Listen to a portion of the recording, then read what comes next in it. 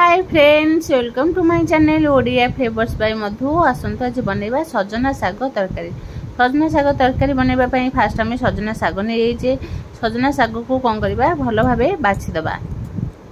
सजना साग को आमे भलो भाबे बाछि देकी ताको कोन करबा तार पत्र को अलगा रखि दबा, तार जो डांगटा अलगा रखि दबा। देखंतु एई भली भाबे आमे सजना पत्र को भलो भाबे देखि बछिबा, काहे कि ना सजना पत्र रे बहुत पोक लागि थाए, ताको देखि कि हमर बाछिबा बहुत जरूरी। एबे कोन करबा सजना पत्र को आमे साइड करी रखि देले। एबे गोटे आमे कढ़ई बसई दबा। कढ़ई हमर गरम हे गेला परे एबे कोन करबा फास्ट आमे बढी भाजी दबा। सजना साग तरकारी करबा बढी पके कि एबे कोन करबा बढी को हम टिके तेल रे भलो भाबे भाजीबा।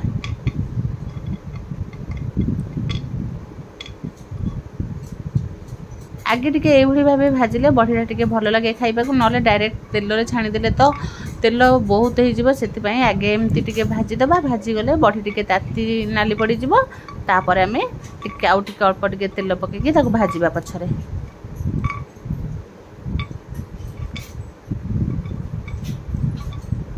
एबे एभली भाबे देखंतु एपट सेपट करके बॉडी को भल से भाजबा। एबे अल्प टिके तेल पके कि ताको कोन करबा एपट सेपट करके भाजी देले हमर बडटा बढ़िया से नाली पड़ी जिवो।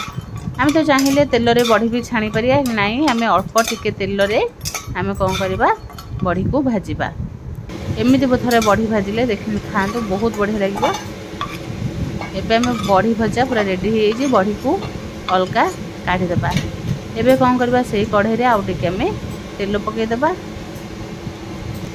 आउ अल्प टिके तेल पके दबा। तेल पकेसला परे एबे टिके पंच फुटण पके दबा। पंच फुटण फुटी गला परे एबे टिके जीरा पके दबा।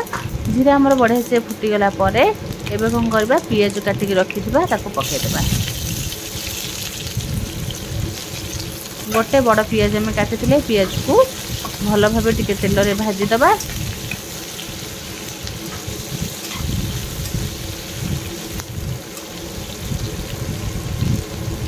पियाज आम टिके नाली हो गला परे एबे कोन करबा एबे हम दे दबा सोरिष मसला बा बेसर मसला में 2 स्पून दे दबा। तो बेसर मसला रे हम दे के खाली ता दे बटा है रसुण जीरा आउ सोरिष एति बाटी दे छी। एति बाटी की एबे कोन करबा आको भलो भाबे टिके कसिबा। एते भी हम सोरिष को कसिबानी, अल्प टिके समय कसिबा। ता दे हम गोटे टमाटर पके दबा। गोटे टमाटर को पके सारा परे एबे आउ सोरिष बिल्कुल भी पिता लगे ना, कहीं आम टिके माने एमती गोले कि तादेह आम गोटे टमाटर पके देले। टमाटर पके कि आपको भलो भाबे टमाटर को मसला सहित भलो भाबे कसिबा। मसला भलो भाबे गोले गला परे एबे हम टिके रेड चिली पाउडर दबा। रेड चिली पाउडर दे सारा परे एबे कोन करबा तादेह हम टिके धनिया पाउडर आउ टिके जीरा पाउडर दे दबा। खाली आधा आधा स्पून जीरा पाउडर आधा स्पून में धनिया पाउडर दे देले देकी एबे कोन करबा आको भलो भाबे गोलेबा। खाली रेड चिली पाउडर दे देले हम तरकारीटा कलर बहुत बढ़िया आसीबो।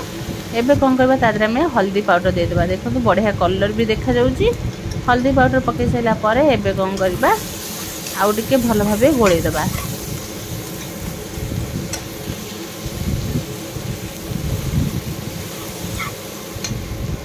मसला भलो भाबे हमर गोले हिला परे एबे कोन करबा हमें काटी के रखिबा सारू आ आलू को छोट छोट करके काटी के रखिबा।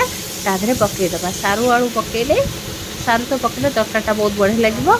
जदि सारू जे न खाउची सारू न पकेले भी चलिबो। एबे हम सारू आ आलू को मसला सहित भलो भाबे कसिबा।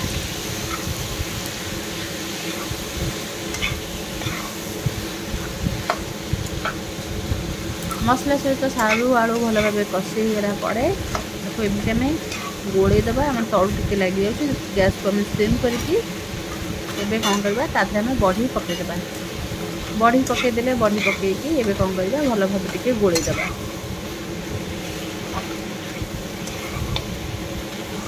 देखो पूरा एई भली भाबे केबे जी सजना पत्र तरकारी करके खांतु बहुत बढ़िया लागिबो। एबे ताकु टिके हम घोरे दबा। घोड़े दे सारा परे एबे आउ टिके गोटे रु 2 मिनट परे ताको एबे खोली की लिखिबा। देखो हमरो मसला बढ़िया से कसी होची। तलू आम जहाँ लगी से छाड़ी जाए बिल्कुल भी आम तलू लगुना। एबे कौन करवा स्वाद अनुसार लुण पकेबा कहीं देखिकी लुण पकेबा आमर आ शाग पड़बार भी अच्छी स्वाद अनुसार लुण पकई सारापर एबे कौन करवा आपको टिके भल भाव गोलेदबा भल भाव टे मसला को कषा कषि सारी कौन करवा तापर आम गोटे ग्लास पानी देदेबा सारू आलू बढ़ी आमर जमी भल भाव सीझीज गोटे छोट ग्लास ग्लास पानी देदेबा आपको कौन करवा फुटापी छाड़ीदे 5 मिनिट 5 ରୁ 10 मिनिट फुटापी छाड़ीदेला देखिए आमर तरकारी बढ़िया से बढ़िया फुटी आसी देखा काढ़ी आमर आलू सारू सीझी कि ना देखु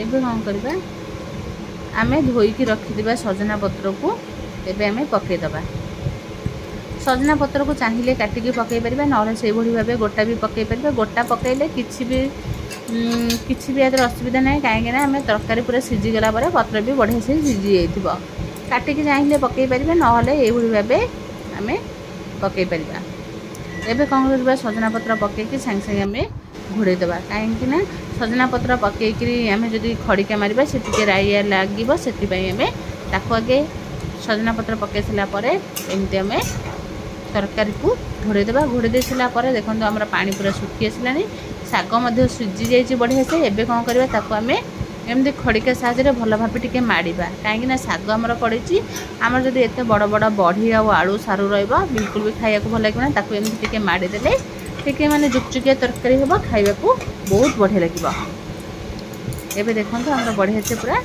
तरकारी भी सीझी गलानी सब पानी आमर देखो पूरा सुखिया हो जाइए बिल्कुल भी आमर